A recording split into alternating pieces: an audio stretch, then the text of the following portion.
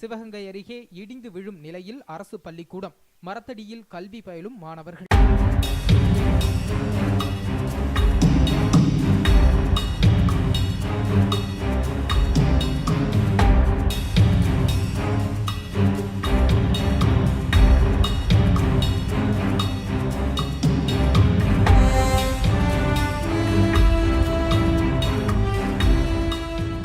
சிவகங்கை அடுத்த ஆலங்குளம் பகுதியில் கடந்த 2008ஆம் ஆண்டு சுமார் 8 லட்சம் ரூபாய் மதிப்பீட்டில் புதிய பள்ளி கட்டடம் கட்டப்பட்டது. சுற்றுவட்டார பகுதிகளைச் சேர்ந்த 80க்கும் மேற்பட்ட மாணவ மாணவிகள் கல்வி பயின்று வருகின்றனர். புதிய கட்டடம் கட்டிய சில மாதங்களிலேயே தளத்தின் மேல் பகுதியிலிருந்து மழைநீர் கசிவதாகவும் குற்றச்சாட்டு எழுந்தது. புதிய கட்டிடத்தின் சுவர்களில் தெறிப்பு ஏற்பட்டுள்ளதால் எந்த நேரத்திலும் இடிந்து விழுமோ என்ற பயத்தில் மாணவர்களின் பெற்றோர்கள் மாணவர்களை பள்ளிக்கு அனுப்ப அச்சப்படுகின்றனர். இதனையடுத்து மழைக்காலங்களில் மரத்தடியில் மாணவர்களுக்கு வகுப்புகள் நடத்தப்பட்டு வருகிறது.